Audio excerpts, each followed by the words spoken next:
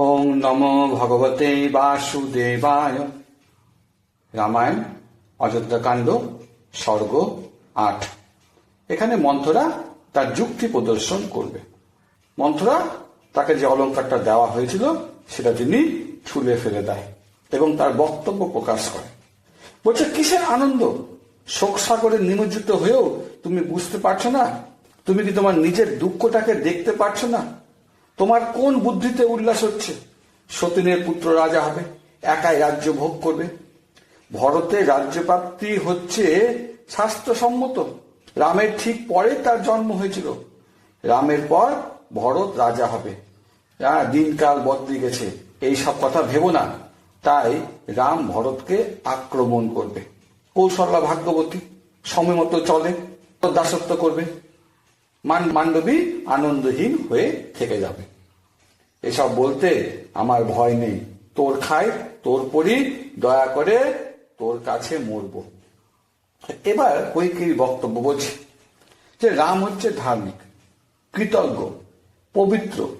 রাম হচ্ছে জ্যেষ্ঠ রাজপুত্র। ভাইদের পিতার মতো দেখে, ভাইদের পালন করবে। রাম আমারও প্রিয়, আমার অধিক সেবা করে, ভরতের থেকে বেশি সেবা করে। রাজ্য রামের হলে ভরতেরও হবে।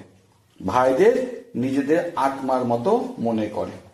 তো মন্ত্র তখন বক্তব্য প্রদান করছে, দীর্ঘ নিঃশ্বাস ত্যাগ করতে করতে বলছে, তুই মূর্খ। রামের পর রামের পুত্র রাজা হবে। ভরত বংশ পরম্পরা থেকে বিচ্ছিন্ন হবে। অন্য পুত্রেরা গুণবান হলেও সুযোগ পাবে না। সকলে প্রতিষ্ঠিত হয় না। রাজ্য সুখভোগ থেকে বঞ্চিত হয়ে অনাথ হবে। সপত্নীর শ্রীবৃদ্ধ হবে। তার জন্য কি আমাকে পুরস্কার দিতে চাইছ? অর্থাৎ কৌশল্যার কথা বলছে। তার নাম যশ হবে। ভরতকে মাথুরালয়ে পাঠিয়ে তোমার মনে হচ্ছে যে পুত্র স্নেহ কমে গেছে। তখন বলছে যে রাম লক্ষ্মণের প্রতি অন্যায় আচরণ করবে না, কিন্তু ভরতের প্রতি তো করবে। রাম রাজবাড়ি থেকে বনে পাঠালে তোমার কল্যাণ হবে। ভরতকে রাজা করলে তোমার পিতৃকুলের কল্যাণ হবে। ভরতকে রক্ষা করো। কৌশল্যাকে পূর্বে তুমি অনেক অবজ্ঞা করেছো, ও এখন শত্রুতা প্রদর্শন করবে। রাম পৃথিবীর অধীশ্বর হবে, ঐশ্বর্য সম্পূর্ণ হবে। তোমাদের দৈন্য দশা হবে, ভরতের বিনাশ হবে। তোর অবস্থা দুধে পড়ে যাওয়া মাছির মতো হবে, ছুঁড়ে ফেলে দিবে। সেজন্য বলছি, নিজের পুত্রের ও রাজ্য প্রাপ্তি ও রামের নির্বাসনের বিষয়ে এখন ভাবনা চিন্তা করার সময় এসেছে। রামায়ণ অযোধ্যাকাণ্ড স্বর্গ ৯। তো এই যে পাপময় পথ প্রদর্শনের পর এবং রামের প্রতি হিংসা পরায়ণ মনোভাব দেখাবার পর মন্থরা কি করে? এই কৈকেয়ীর মানসিকতার পরিবর্তন ঘটায়। তার মধ্যে বিপরীত বুদ্ধি প্রবল হয়ে পড়ে। এবার কৈকেয়ীর মধ্যে ক্রোধ আসে, দীর্ঘ নিঃশ্বাস ত্যাগ করছে এবং সে মন্থরার প্রশংসা করতে শুরু করে। বলছে, রামকে দ্রুত বনে পাঠিয়ে দিব, ভরতকে যুবরাজ্যে অভিষিক্ত করব, দাসত্ব করতে পারবো না। তো কি উপায় হবে তা আমাকে বলো। মন্থরা তখন পথ দেখাতে শুরু করছে যে পূর্বের ঘটনা স্মরণ করো। রাজা দশরথ যুদ্ধে দেবরাজকে সাহায্য করতে ঋষিদের সঙ্গে গেছিল। তোমাকেও সঙ্গে নিয়ে যায়। বৈজয়ন্ত নগরে মায়াজাল সৃষ্টিকারী অপরাজয় সলবল ইন্দ্রকে যুদ্ধে আহ্বান করে। সে যুদ্ধে রাজা দশরথ ক্ষতবিক্ষত হয়ে যায়। রাজা জ্ঞান হারালে তুমি রাজাকে সরিয়ে নিয়ে গিয়ে প্রাণ বাঁচাও। সন্তুষ্ট হয়ে তোমাকে দুটি বর দিতে চায়। যখন ইচ্ছা হবে তখন গ্রহণ করব, এ কথা তুমি বলেছিলে, আমাকেও বলেছিলে। তাই হবে বলে দশরথ বলেছিল। আমি এখনো মনে রেখেছি, হয়তো তুমি ভুলে গেছো। তো এই সব কথা শুনে কৈকেয়ী একটু উঠে বসে। বলছে যে ওই দুটি বর এখন প্রার্থনা করো। প্রথম বরে রামের বনবাস, দ্বিতীয় বরে ভরতের রাজ্য অভিষেক। এর ফলে কি হবে? প্রজাদের হৃদয় থেকে রাম নির্বাসিত হবে। যা করণীয় তাই বোঝে।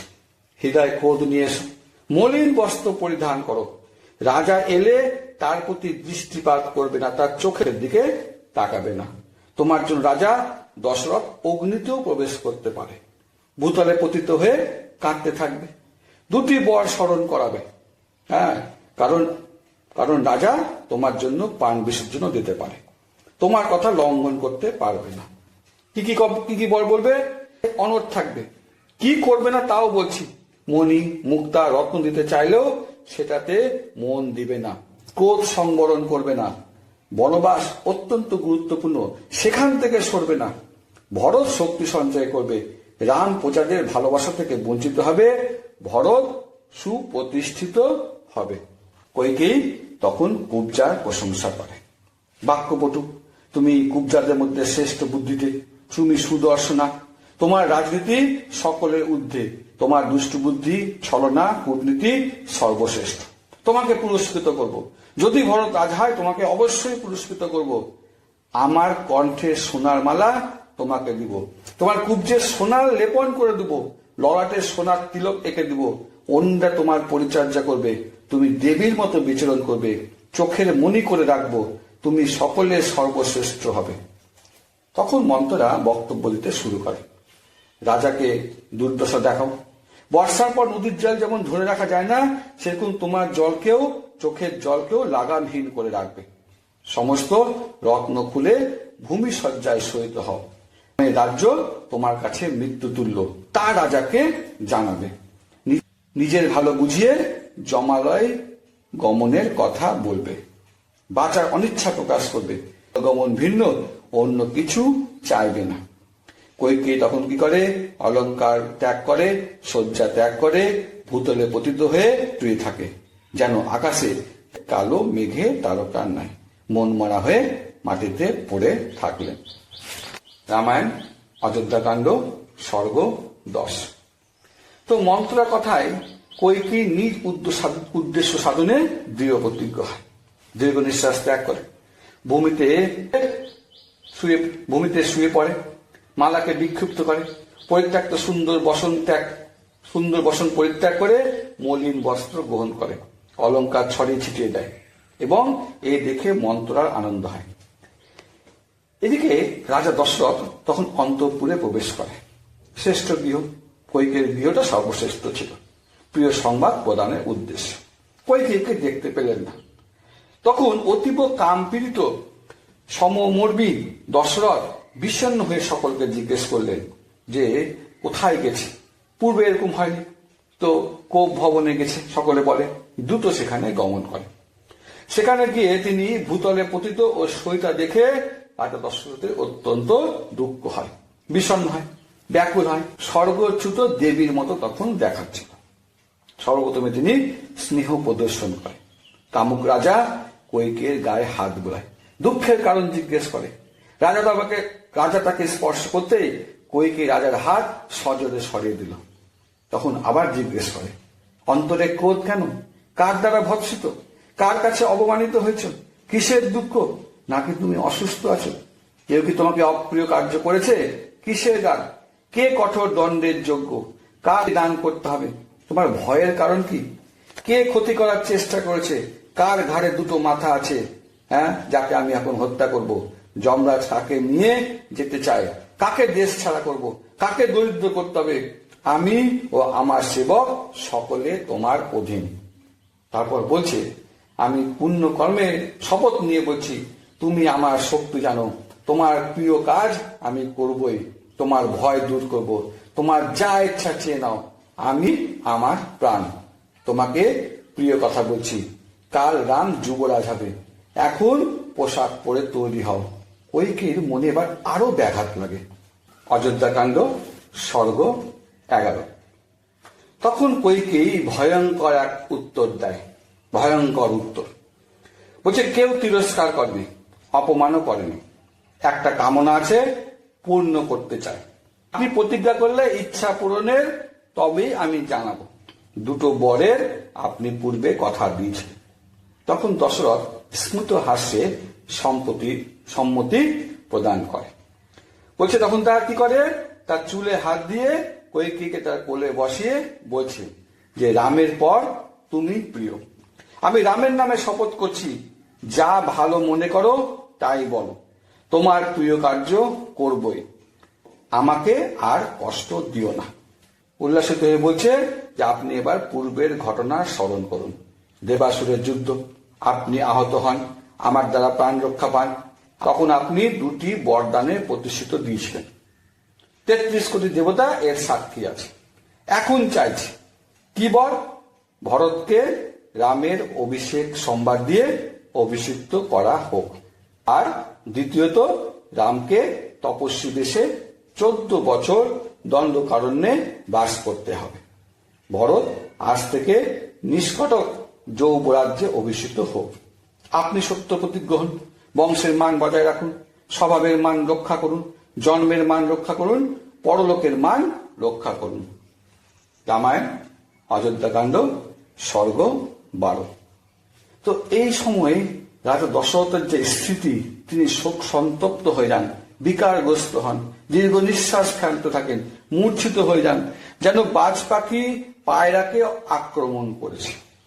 তো কৈকেয়ীকে বলেন ধিক্কার দিতে দিতে যে তুই হলি বংশ ধ্বংসকারী, নিষ্ঠুর, পাপীয়সী। রাম কি ক্ষতি করেছে?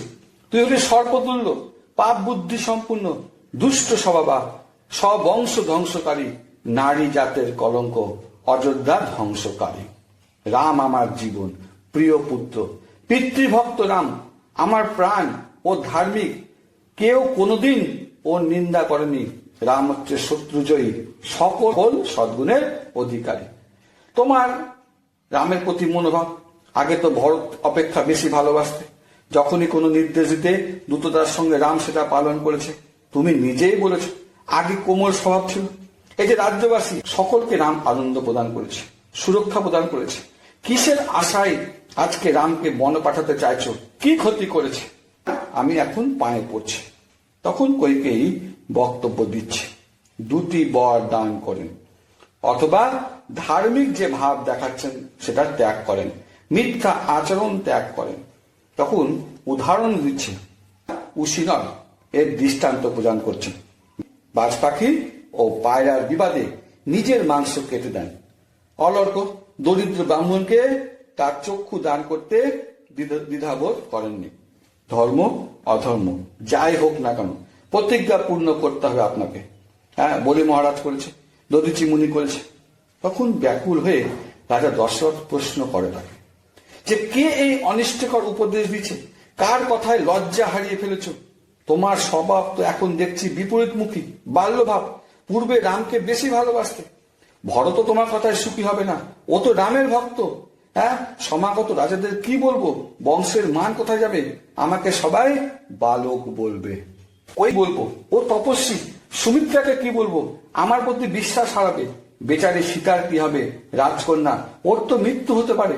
তারপর বলছি আমারও মৃত্যু হবে, তুমি বিধবা হয়ে যাবে, তাহলে লাভটা কোথায়? এবার বলছেন যে লোকে আমাকে কামুক বলবে, নিন্দা করবে, আমার বৈদিক শিক্ষা নষ্ট হবে, আমাকে সবাই নিন্দা করবে।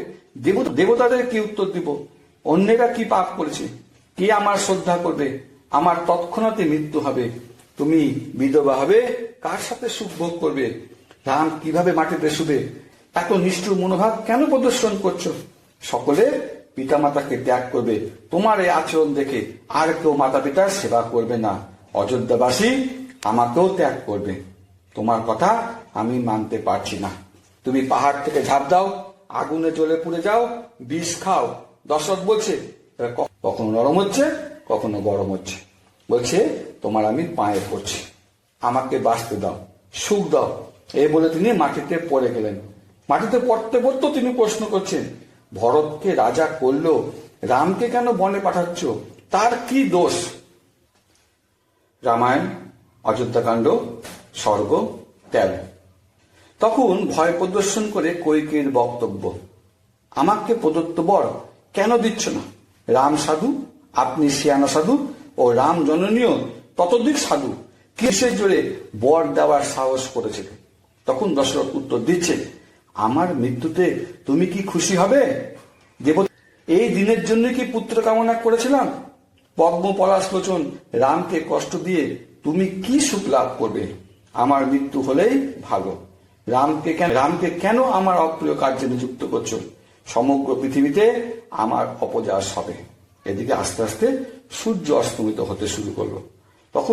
তখন তিনি কৈকেয়ীকে বলছেন, মৃত্যু পথযাত্রী রাজার প্রতি তুমি প্রসন্ন হও। রাম রাজ্য লাভ করুক, ভরতের পক্ষেও এটা কল্যাণকর, তুমিও খ্যাতি লাভ করবে। রাজা দশরথ এই কথা বলতে বলতে পুনরায় সংজ্ঞাহীন হয়ে যায়।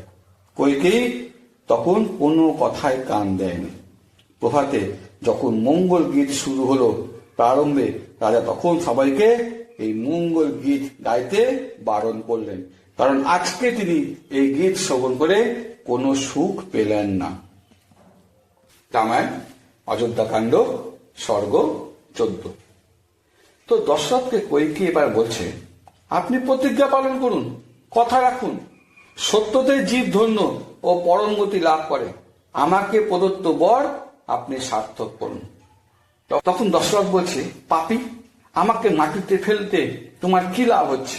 আমি ভরত সহ তোমাকে আজকে ত্যাগ করলাম, আমার তর্পণ থেকে আমি তোমাদের দুজনকে বঞ্চিত করলাম, মুখ দেখারও ইচ্ছা নাই, দূর হও, বিরক্ত করো না, কেন আমার সর্বনাশ ডাকছ?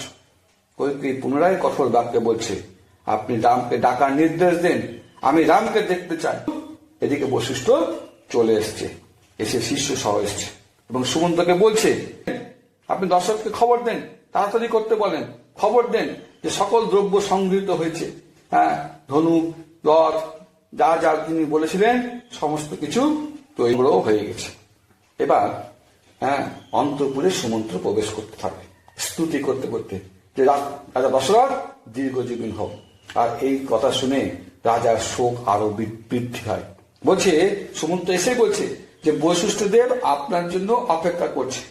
কিন্তু দশরথ কোনো কথা বলতে তখন সমর্থ হলেন না। তখন কইকেয়ী সুমন্তকে নির্দেশ দিচ্ছে, রামকে এখানে নিয়ে এসো। দশরথ রামকে দর্শন করতে চায়। এই কথা শোনা মাত্রই সুমন্ত শীঘ্রই গমন করলেন এবং তিনি যখন গমন করছেন তখন তিনি বাইরে বিশাল জনসমাগম দর্শন করলেন। হরে কৃষ্ণ কৃষ্ণ কৃষ্ণ হরে হরে, হরে রাম রাম রাম হরে হরে। শিল প্রভুপাদ কি জয়।